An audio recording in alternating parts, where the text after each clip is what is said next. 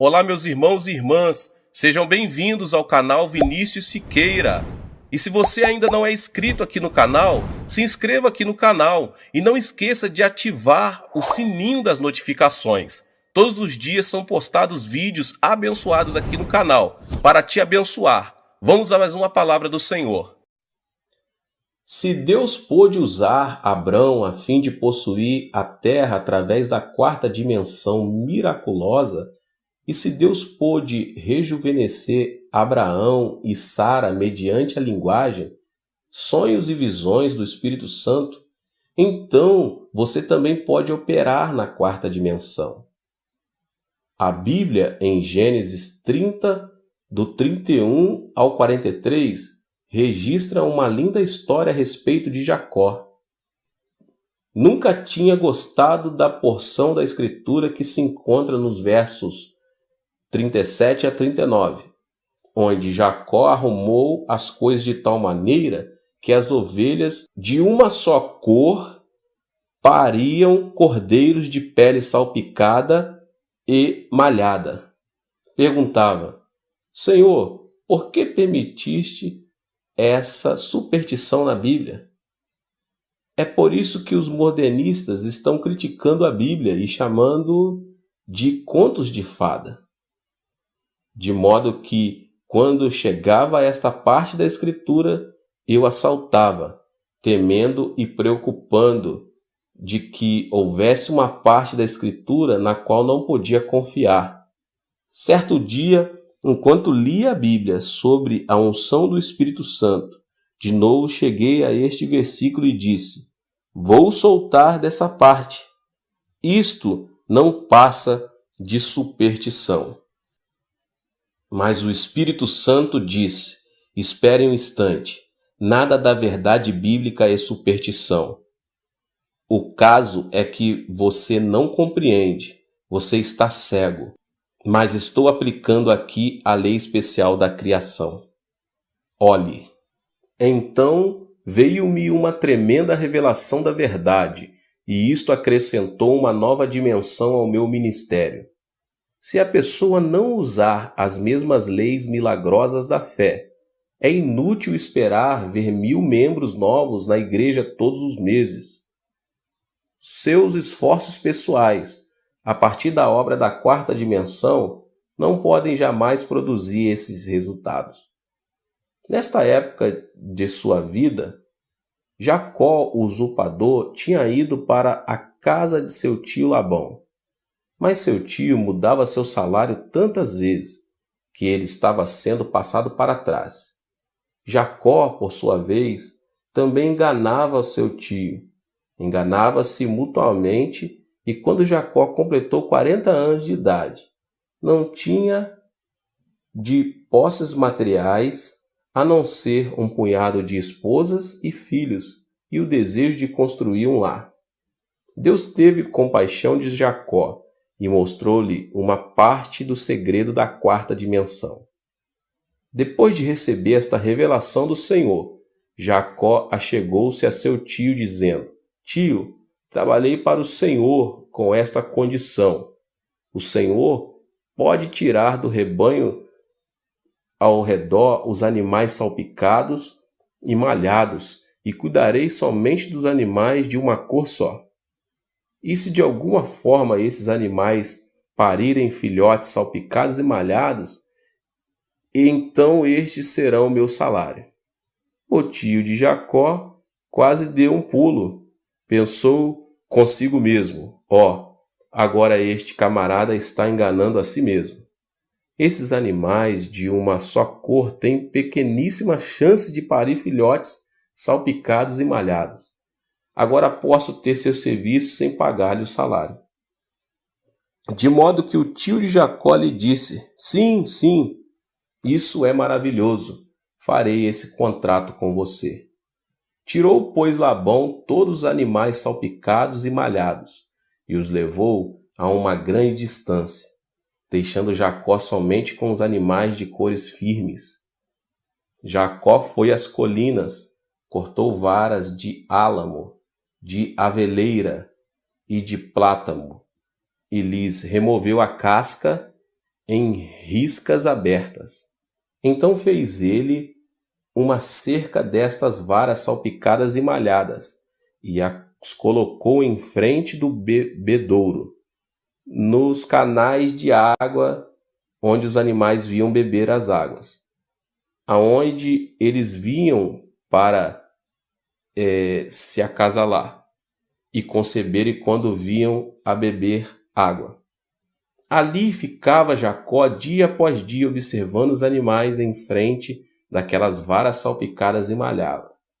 A Bíblia diz que logo depois que os animais davam crias listadas, salpicadas e malhadas, Deus criou uma visão e um sonho na mente de Jacó.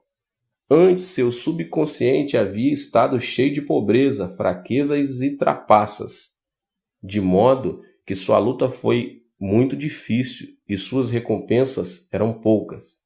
Mas Deus mudou a imaginação de Jacó, seu subconsciente, usando esta parede de varas malhadas e salpicadas como material, a fim de ajudá-lo a visualizar e sonhar. Jacó olhou tanto para aquela parede que sua mente se encheu da visão. Dormia e sonhava com as ovelhas dando crias malhadas e salpicadas. No capítulo seguinte, lemos que as ovelhas deram crias malhadas e salpicadas. A imaginação do homem tem um grande papel na quarta dimensão. Os animais não podiam ter imaginação no sentido em que a possuímos, porque a imaginação é obra do espírito do homem. Quando Jacó começou a compreender esta visão e sonhos de ovelhas malhadas e salpicadas no coração e imaginação, começou ele a aprender a linguagem do Espírito Santo. Só podemos conversar com outra pessoa mediante uma linguagem conhecida. Jamais podemos conversar numa língua desconhecida.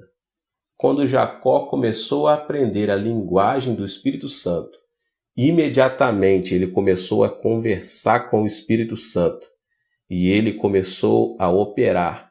O Espírito Santo apertou os botões adequados para os genes necessários e as ovelhas de Jacó começaram a dar crias malhadas e salpicadas.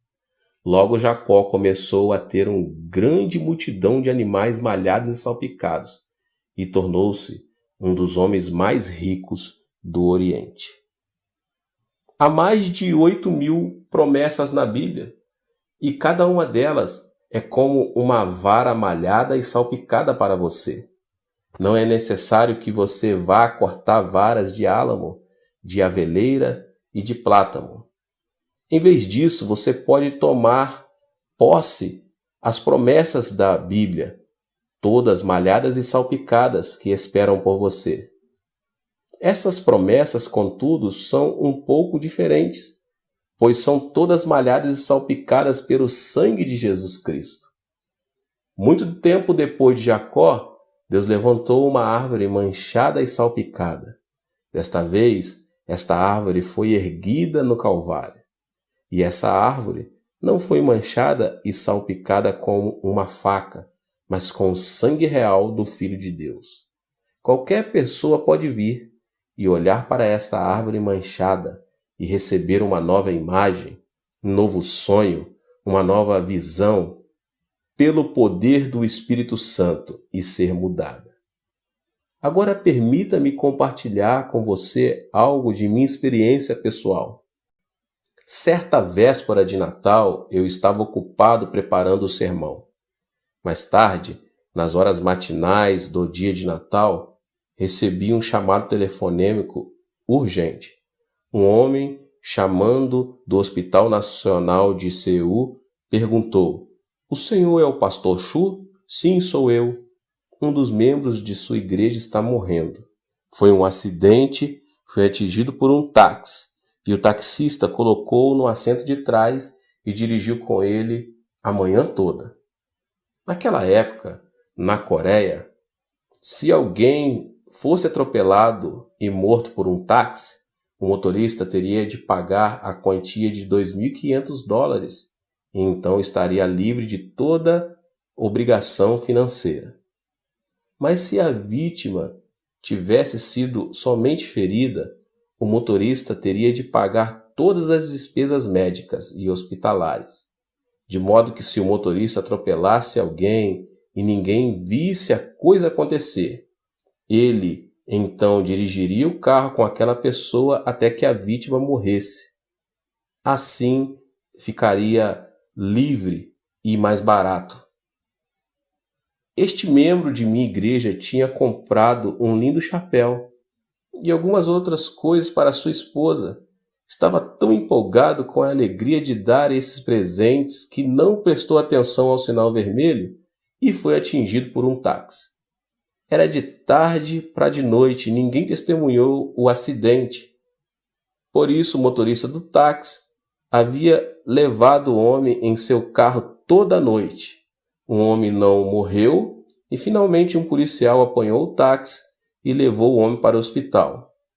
O impacto tinha prejudicado muito os seus intestinos e o seu estômago estava cheio de sujeira e sangue.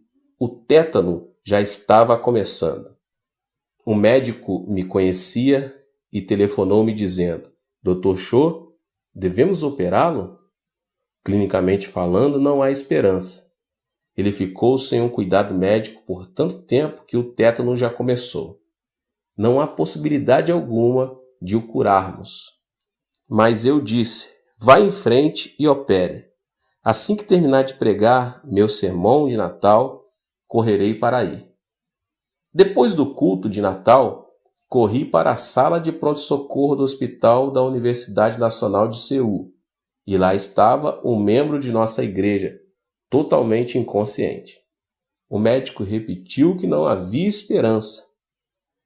Reverendo, não espere nada. Ele está morrendo.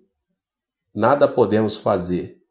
Quando abrimos seu estômago, vimos 3 lugares onde os intestinos foram completamente cortados e estas áreas estavam cheias de excremento à sujeira. Não há esperança. Respondi: bem, tentarei o melhor que puder. Quando eu entrei na sala, ele estava em um coma profundo. Ajoelhei-me ao pé de sua cama e disse: Senhor Deus, dá-me somente 5 minutos e então tentarei. Faze com que ele saia do estado de coma por 5 minutos e então tentarei. Ao olhar, senti algo mover-se.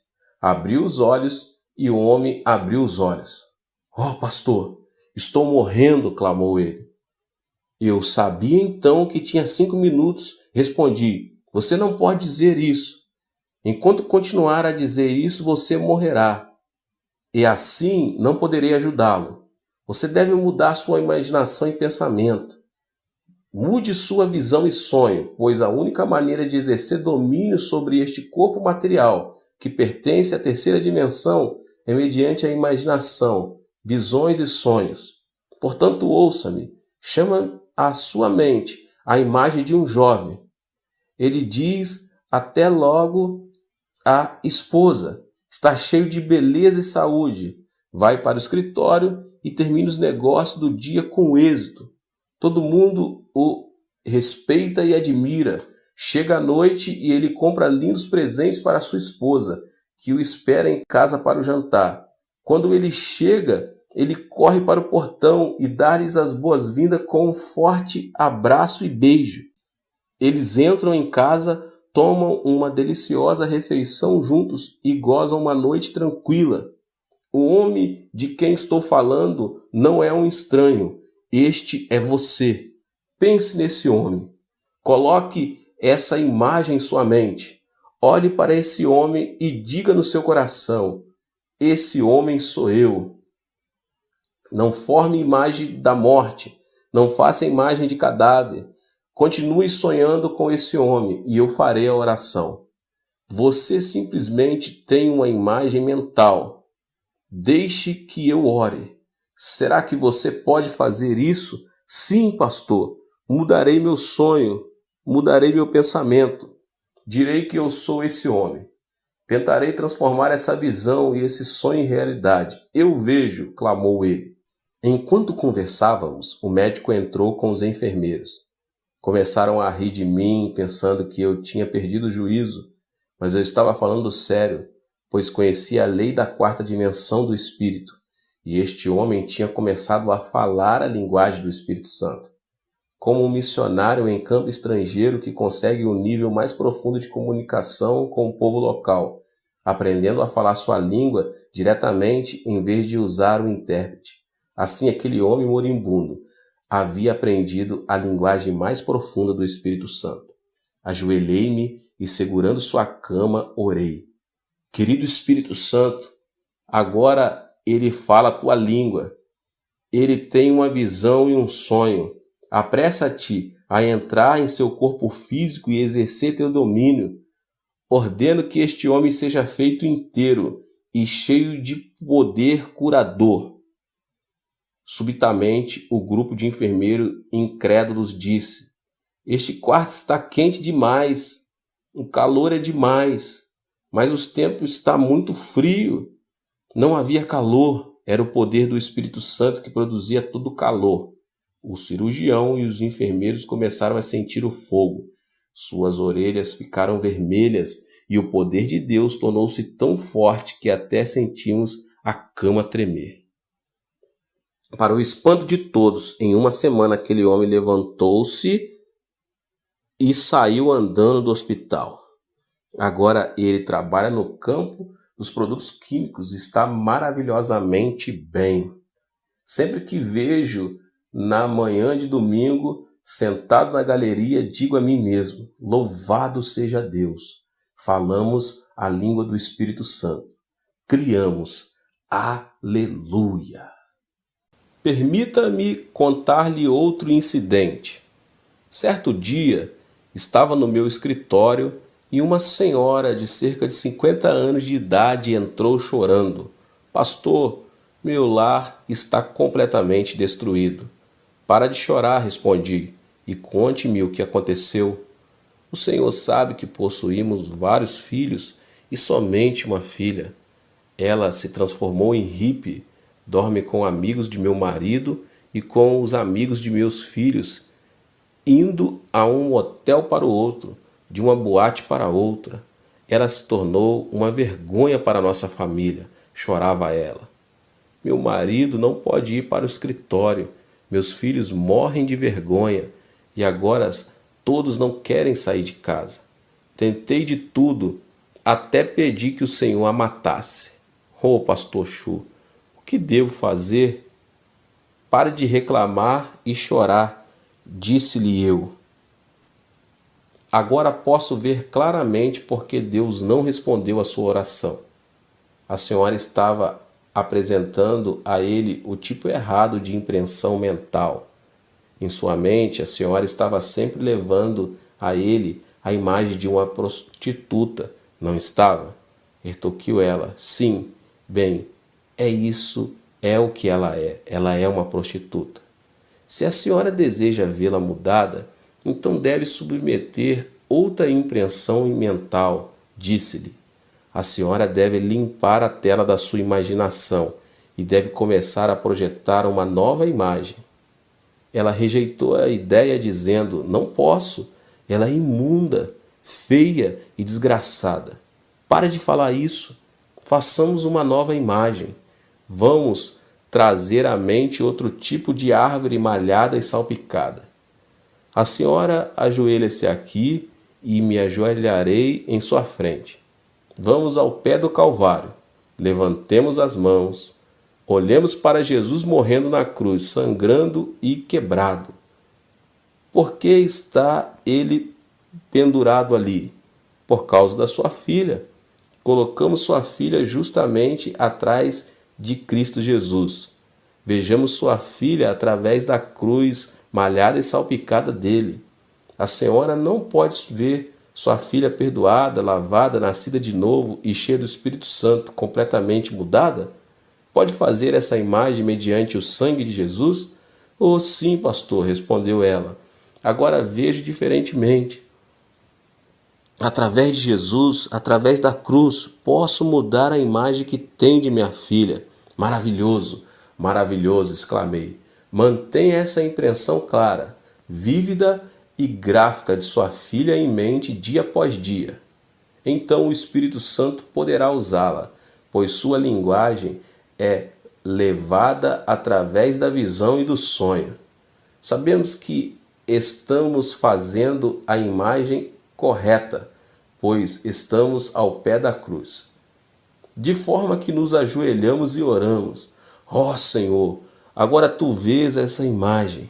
Querido Espírito Santo, flui para dentro desta nova imagem, desta nova visão, deste novo sonho. Transforma, realiza milagres.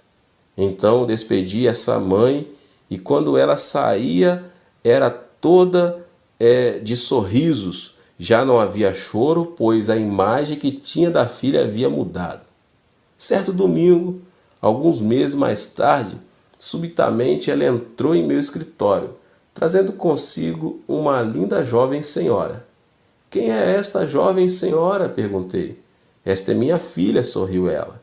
Deus respondeu a sua oração? Oh, sim, respondeu, asseverou ela. Então, ela me contou a história toda. Certa noite, sua filha estava dormindo no motel com um homem. Ao acordar de manhã, sentiu-se imunda e desgraçada. Sentiu uma grande infelicidade na alma e teve um desejo profundo de voltar para casa, mas estava apavorada com a reação dos pais e dos irmãos.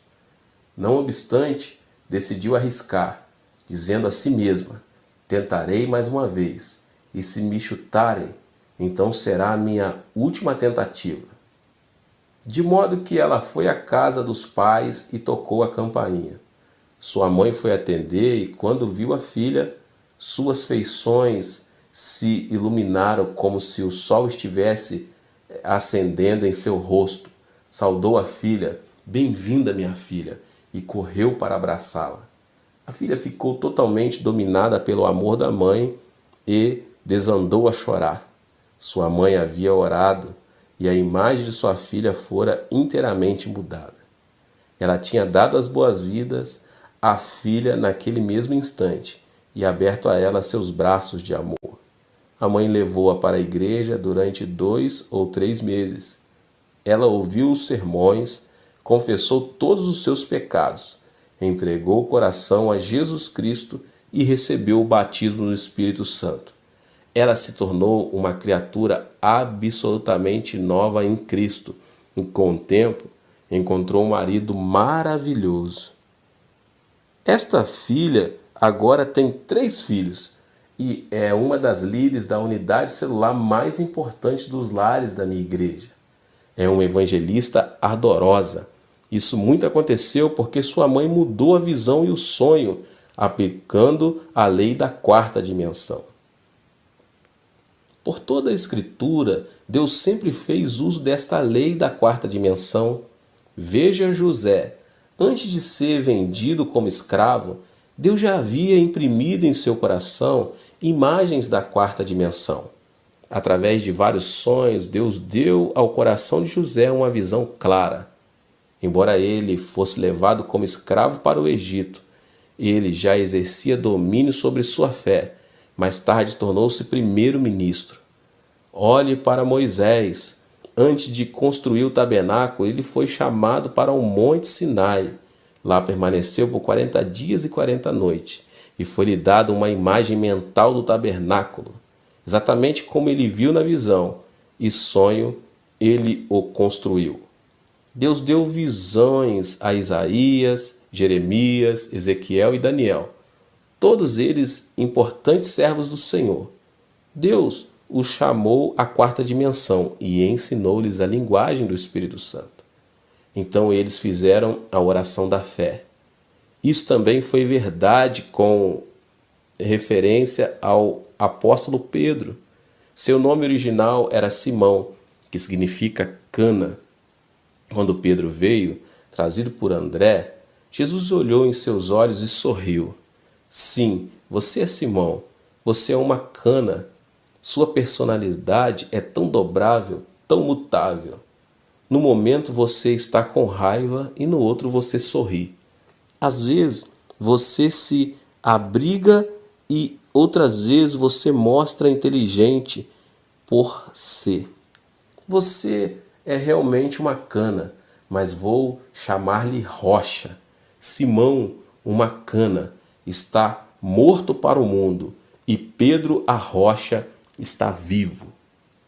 Pedro era pescador e conhecia as qualidades fortes e estáveis de uma rocha. Em sua imaginação, imediatamente começou a ver a si mesmo como uma rocha. Ele observava as ondas lavadas pelo vento do mar da Galileia baterem contra a rocha, engolpeando-a em espumas, e a rocha parecia ter sido vencida. Mas no instante seguinte ele via toda a água quebrando contra a rocha, deslizando-se dela, e a rocha ainda permanecia. Pedro dizia vez após vez: sou eu como uma rocha? Sou? Sim, sou como uma rocha. Deus mudou o nome de Jacó para Israel, que significa o príncipe de Deus. Ele era um trapaceiro e suplantador, mas foi chamado de príncipe. Foi depois disto que ele mudou.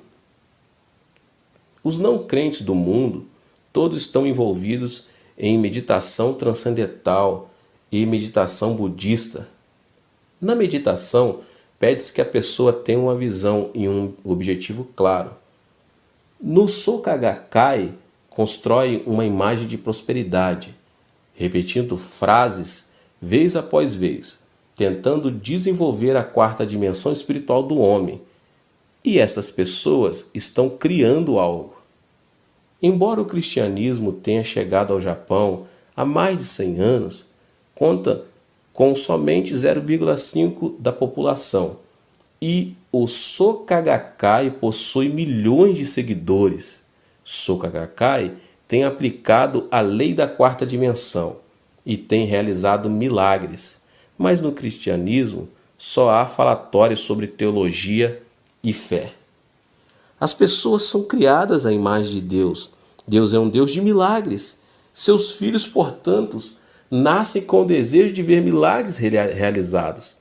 Sem ver milagres, as pessoas não podem satisfazer-se de que Deus é poderoso. Você é o responsável por suprir milagres para essas pessoas.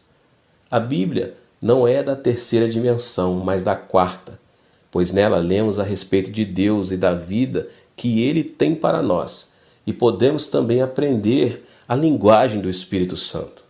Ao ler a Escritura, você pode ampliar suas visões e seus sonhos. Fabrique suas visões e sonhos e crie. Permita que o Espírito Santo venha e avive as passagens bíblicas que você lê e implante visões nos jovens e sonho nos velhos. Se lhe falta a mobilidade e a oportunidade de um missionário, pelo menos você pode sentar-se numa cadeira e sonhar. Isso tem poder. Permita que o Espírito Santo venha e lhe ensine a sua linguagem, a linguagem dos sonhos e visões. Então, conserve essas visões, conserve esses sonhos e deixe que o Espírito Santo flua através dessa linguagem e crie. Deus deseja conceder-lhes desejos do seu coração. Deus está pronto a cumprir esses desejos, porque a Bíblia diz: agrada-te do Senhor e Ele satisfará os desejos do seu coração. Salmo 37:4. Lemos também em Provérbios 10:24. O anelo dos justos Deus o cumpre. Primeiro tenha um objetivo claro, então faça uma imagem mental vívida e gráfica. E tome-se entusiasta, orando durante todo o processo. Não seja enganado pela conversa da expansão mental e do yoga, da meditação transcendental ou do Soka Gakkai. Eles estão simplesmente desenvolvendo a quarta dimensão humana e, nesses casos, não estão operando na quarta dimensão do bem, antes, mas do mal. Que nos levantemos e façamos mais que os magos do Egito. Há fartura de magos no Egito deste mundo, mas usemos todos os nossos sonhos e todas as nossas visões para o nosso santo Deus. Transformemo-nos em Moisés e saiamos a fim de realizar os milagres mais maravilhosos. Os milagres são uma ocorrência comum em nossa igreja, de modo que, por experiência, posso dizer que o homem não é meramente outro animal. Você não é uma criatura comum, pois tem no coração a quarta dimensão. E a quarta dimensão tem domínio sobre as 3 dimensões materiais: o mundo cúbico, o mundo plano e o mundo da linha. Mediante o domínio da quarta dimensão, o reino da fé, você pode dar ordem às suas circunstâncias e situações, trazer beleza ao feio, ordem ao caótico, sarar os enfermos e consolar os que sofrem. Bem, meus irmãos, Deus te abençoe. Esse foi mais um vídeo poderoso, abençoado, para abençoar a sua vida. Não se esqueça de se inscrever aqui no canal, de deixar aqui o seu like. Não se esqueça de compartilhar com mais pessoas esse vídeo. Deus te abençoe. Nos vemos. Levanto os meus olhos para os montes e pergunto: de onde me vem o socorro? O meu socorro vem do Senhor, que fez os céus e a terra. Ele não permitirá que você tropece. O seu protetor se manterá alerta. Sim, o protetor de Israel não dormirá. Ele está sempre alerta. O Senhor é o seu protetor, como sombra que o protege. Ele está à sua direita. De dia o sol não te ferirá, nem a lua de noite. O Senhor o protegerá de todo o mal, protegerá a sua vida. O Senhor protegerá a sua saída e a sua chegada, desde agora e para sempre.